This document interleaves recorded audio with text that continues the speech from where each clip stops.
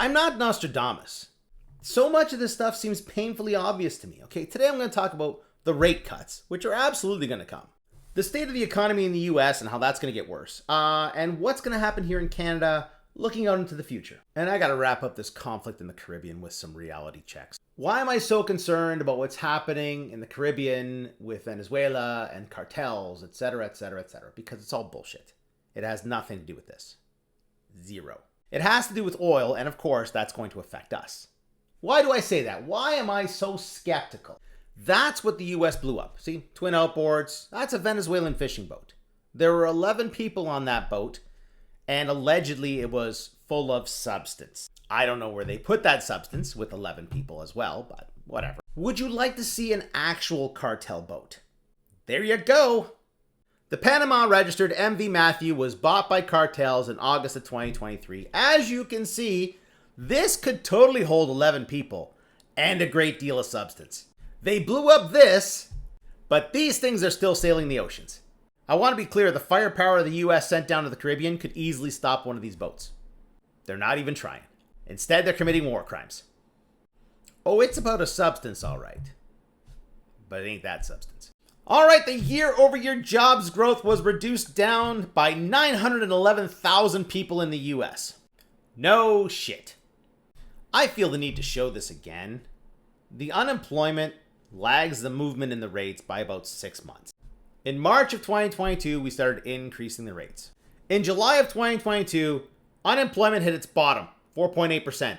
March, April, May, June, July, August. By August of 2022, unemployment all of a sudden ticked up to 5.2%.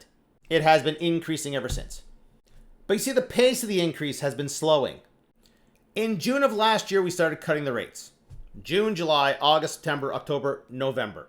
November of last year, we hit 6.9% unemployment, and we've been bouncing up and down in this range ever since. Yeah, we're still climbing. We're at 7.1 now, but that's a much more gradual climb. And everyone's freaking out over the 7.1 like it came out of nowhere. We were at 7 in May. Just to recap, in case you don't know, it is currently September of 2025. This has been happening for 3 years. Why are we all of a sudden surprised? Now, all of a sudden, we need a rate cut? You know me, I've been saying we needed a rate cut a long time ago. Now, most people are thinking the Fed's going to cut a quarter point. Stan Chart expects Fed to cut rates by 50 basis points next week after weak jobs data. And just so we're clear, Standard Chartered said that before they saw this weak jobs data. Standard Chartered expects the U.S. Federal Reserve to cut the interest rate by 50 basis points at its policy meeting this month, double its earlier projection of a 25 basis point reduction. See, data on Friday showed U.S. jobs growth weakened sharply in August. And this is breaking news. I have been saying that we have to get to 2% or less by the end of the year. And this, the U.S. Fed, that's been holding us back. Should it have? No. No, it shouldn't have. And I know some guys are going to say, oh, well, if they cut the rate, the Canadian dollar is going to tank. The Canadian dollar has other worries.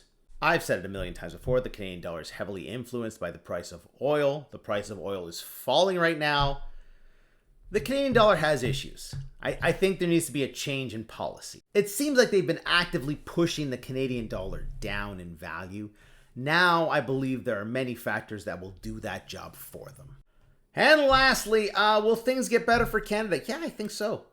Because the Americans are asshats. Why is South Korea bringing home 300 detained workers amid massive Hyundai raid? Oh, it goes way beyond that. From Jalopnik, South Korean companies halt Georgia investments after ICE raid. They spoke to Kim Gap-sung, whose company provides interpretation services for the Koreans that are here in the United States. This raid has caused major disruptions to new factory construction across Georgia. I understand some Korean companies have decided to preemptively suspend construction in cases of further incidents. Look, at the very least, this stuff is going to be on pause until all this can be sorted out. I think that's going to take a while. Given the sunk cost of what's been constructed already, will the Koreans just pull out of the United States altogether? I don't think so. But they absolutely will wait for some type of change in policy. Does this open up an opportunity for Canada? It might. Look, like I said, it's about 6-month delay before we see the results of these rate cuts.